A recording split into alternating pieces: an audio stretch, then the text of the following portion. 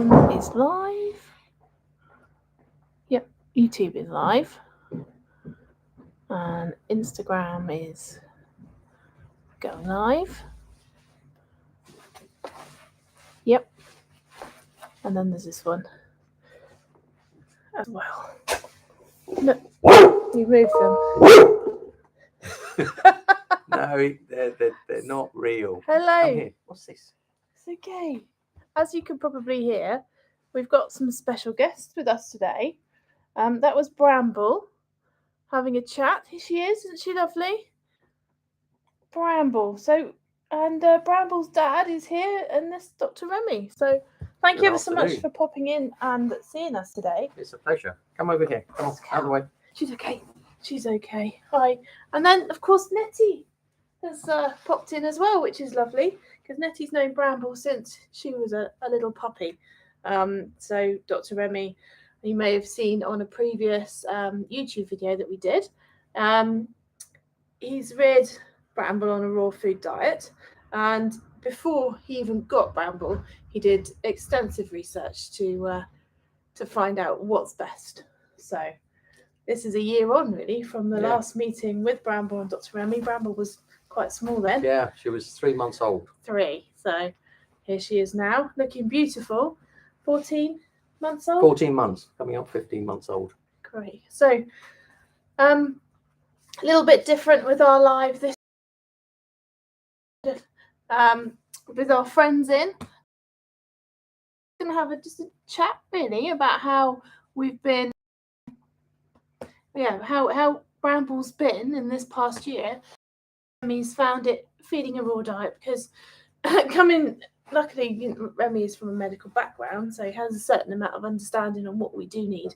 However, we were just looking really to catch up with you. Yeah. How you found feeding the diet, the ups and the downs, her favourite things. So maybe I should just take you through her raw diet journey, really, because after Bramble was born, I went to see Nettie in the shop in Westmoors, and her mother and all the Labradors there were being fed on a raw diet. So I just wanted to do a little bit of a chat with Nettie about how to proceed. So when we first got her, she was like tiny. She's like 8 weeks old, and she started on very finely minced chicken, and then we added other bits of protein in, chicken heart, a little bit of chicken liver, and then they all come in pre-mixed. And then the other sort of treats that she liked there was the dried puppy treat mix, which is dried beef, and they were very good for training as well for her. She loved that, and I used that as a training tool. The treats when she was small, the puffed pig's noses were very good on her soft baby teeth, and then we progressed to the yak's milk sticks. That was quite good. And then as we progressed, we started adding more bone into the diet. So with advice, we started off the odd chicken wing, and then we went on quite quickly to chicken carcasses when we knew she could take that. So really, by about sort of 5 to 6 months, we were adding more things into the diet. I was getting some salmon chunks, some fish, white fish, adding them to it. The other thing I didn't mention was the importance of other vegetables and fruit as well in the diet. So it started off, you can buy the ready frozen squares, which we got. But then, from my background, you work out exactly the foods and the nutritional value of them. Obviously, you need to just check. There are some things that are no for dogs. Garlic and onions are not very good.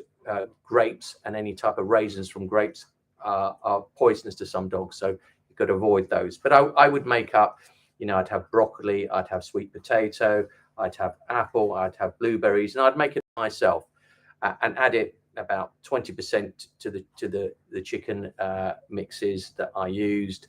The other thing from early on I started using was the Door West Keepers Mix, which is made locally. I talked to the people in the factory down in Poundbury, I think they are. And all the good minerals that they contain.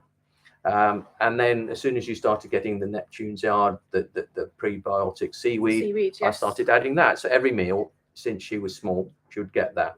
Fish was also important. I think at least 3 times a week she'd either get salmon pieces or some of the chicken mixes with fish already in it. Yeah. And then the dried sprats were good for her. She loved those as a treat. And then latterly you've been having the frozen sprats, so she always gets 2 or 3 per meal. So I think the thing about raw is you can be quite lazy and just think, I'm only going to give them chicken flesh. However, like our own diets, we look at what else is there, and I think as long as you have a nice balanced diet, it's a very good thing for them. I mean, one of my experiences I like to share with you is I recently changed vet, and the vet was not an enthusiast for raw. She said, "Oh no, we've seen a lot of dogs who get rickets, so that's basically deficiency in the bone structure. So the 2 things that cause rickets are lack of vitamin D and calcium. So yes, chicken flesh is low in calcium and vitamin D, but all you have to do is add a bit of chicken liver or get the pre-mixed chicken and chicken liver. Any other liver is very good source of vitamin D. Raw eggs are a very good source of vitamin D. The sprats, fish are very good. Fish oils, vitamin D, even mushrooms. And when she was on the carcasses, they contain calcium.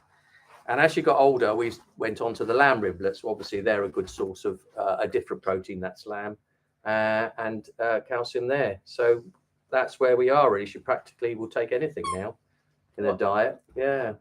One thing, you're lucky having a Labrador. Oh, One yes. thing, yeah. So She's not every fussy. not every dog is quite as dreamy as that goes when it comes to diets. Yeah. And I know you do get other breeds of dogs that are a lot fussier.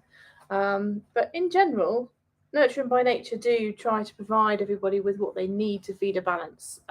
We can't go home with you. We can't go and tell you what to feed every single meal, but we do hope that you take that information away from us. As you know, I hope, Dr. Remy, you have done extensive research, not only by talking to Nettie, but you've looked online. There's many, many sources out there, not just from us. We tried to create our website to be quite an educational space as well. I wanted to come here to share my experience. I mean, I've obviously got time and I can think about things. It does take a little bit of preparation. You can't just open a bag and just chuck the food out and the dog will eat it. But, it's not a big deal. We have a freezer, so I sort of, know what I'm going to give. She normally will have a carcass in the morning, and then in the afternoon, about 4 o'clock, so tea time now. So I won't talk about food. She'll have some mince with something else. Either chicken liver, lamb's heart, fish, trout. I know you have. So, and she enjoys that, and that's a good balanced diet. Yeah. And you can also tell from what comes out at the other end that they're eating well. Yes, absolutely. So we don't want our poos to be really, really crumbly. We want them to be a bit sort of drier. Firm, absolutely firm, to help to empty the anal glands. But we don't want really dry, crumbly poos. That's showing that they're getting a bit too much bone. The confusion has come about by the fact that you leave the poo in the garden and don't pick it up, and it's been in the sunshine. It quite often ends up white and crumbly. Yep, that's the part of the last part of the dog's digestion system in their intestines.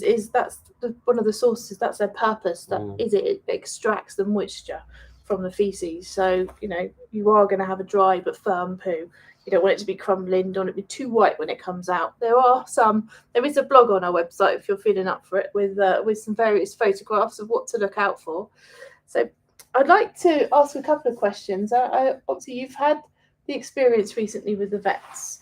How did that, I know that a lot of people could probably relate to that. How did that make you feel yourself? And how do you think, obviously you have a medical background, which you've got a lot more information than other people, but how do you think that might affect somebody who wasn't feeling quite so confident about the diet? Yeah, I was upset because I thought I was doing the best I possibly could with Bramble, to giving her a diet as close as nature, and obviously making sure it's balanced, as we said. Clearly, I think that vet had seen some dogs with rickets from people who probably just fed a single protein for the whole life and didn't really give a balanced diet. And I was feeling a little bit upset, but I've got, my daughter's friend is a vet up in Liverpool, and then she's not very keen on raw, but I think it's because they see people who don't follow a balanced diet, don't put any fruit and vegetables in it, don't add other proteins, don't add offal into it, and then it's not a particularly balanced diet. So, you know, but I think I will persevere with it because, Oh yeah, cool. like we eat, Yeah. you know, I don't know the nutritional value of everything I eat, but we hope we eat a balanced diet. Every time. And the same is with the dog. Unfortunately, we choose what the dog eats. That's it, isn't it? You're more responsible for the pet because you're actually putting into them and choosing them what they haven't got the voice to go and choose what they want to eat. Okay, well, thank you for that. That's brilliant. There's a couple of questions about just Bramble, really. So Bramble, yes, you. This is you. She's so pretty. She's beautifully calm, which her diet does help with, but yeah, she's beautifully calm, but which the diet does help with. However, that certainly comes down to excellent training from you as well. She's been going to gun dog classes. What have we got? We've got the food. So what has she got? Has she got a favourite meal? Oh, and she loves her carcasses in the morning. You know. Yeah. You know, that really gives her a huge amount of satisfaction. I mean, Labrador, any type of food. I mean, one of the things I will say, you know, we talk about the treats. There, you know, you nurturing to nature have a huge amount of treats. So the rabbit with the fur on the rabbit ears, she loves them. Unfortunately, eat it pretty quickly, and then that has a good beneficial effect for antiparasitic activity in their bowel. So that's a natural antiparasitic. Obviously, she is wormed every month, and you know, I'm quite religious about that, having now got grandchildren. Because one of the things about raw that's been criticised is the propensity to allow the animals to have worms. But if you treat them, I shouldn't think there's any problem at all. No. Okay. So obviously, with children around, worming is a huge priority. So without the children around, what take on the worming side of things? Well, actually, raw-fed dogs don't support worms like commercially fed dogs. Because basically the food is in the gut for a much shorter period of time. Yeah. So there isn't the nutrients there for the worms to thrive. And I think if you did a poo count, a poo sample and did the worm count, it's surprising how few worms. I've never seen any problems with that. No. Some people choose to do that, and some people would, rather than using a commercial wormer, have a fecal count done. So they would send the feces off to like wormcount.com, and then you can get a report back as to what's found in the feces, and then you can treat that respectively. Some people will use a veterinary based wormer and either apply it or give it every month, or some people will use a herbal type remedy, which you've used in the past, haven't you? Like the wormwood, which Phytopet do. So it's horses for courses, really. You have to choose what's right in your situation, and having the children around, obviously, it's very important. So yeah, thank you for that. Okay, I don't know if Bramble's up for it, but do you want? She's so good. Do you think we can see your teeth? So one of the things with raw dogs and raw fed animals is that their teeth are beautifully clean. Now, she's a young dog, so they're going to be clean from being young anyway. And around about six months old, they swap their teeth out for their adult teeth. And I'm not going to take a closer look there, but you can see how white and shiny her teeth are. Can you see? Do you clean her teeth as far as brushing them? No, I've done it once or twice. But, you know, when I feed her, you probably, come on, it's a bit open hard. your mouth. I don't want to stress her out. No, she's fine. She will allow me to do this. So you can you see that? Probably a little bit. Yeah, I mean, she is young. Yeah. But, you know, she eats quite a lot of bones and things. Yeah. So that naturally will clean her teeth out. So every morning she'll have a chicken carcass, and I think that's very beneficial for her. And then, you know, other bones. She's had venison bones, marrow bones. Yeah. She likes her riblets. Yeah, riblets are good. And then you can also use nice natural treats as well. So I think we had the yak chews. Yeah. They're quite hard, and they're quite a nice thing to have indoors. I wouldn't give too many of them, not necessarily, maybe limit it to about one a week or so. We've got things like tripe sticks. They're knobbly and bobbly and hard, so that helps to clean them, although it doesn't make their breath smell so beautiful because they are tripe, but they're a really nice natural chew. I would definitely avoid anything that's commercially made and branded as dental. Personally, Pizzles were quite good. Pizzles are great. When she was yeah. younger, you probably know, if you're having a young dog, they want to chew all the time, especially when they're teething, and you don't want them to chew your furniture.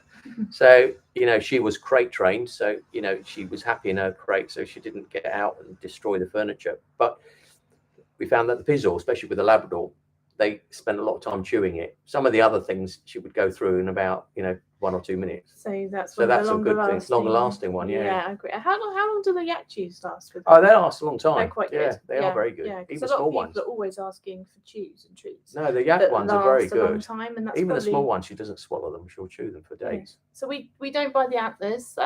We don't sell the antlers either, partly because they're a bit too hard.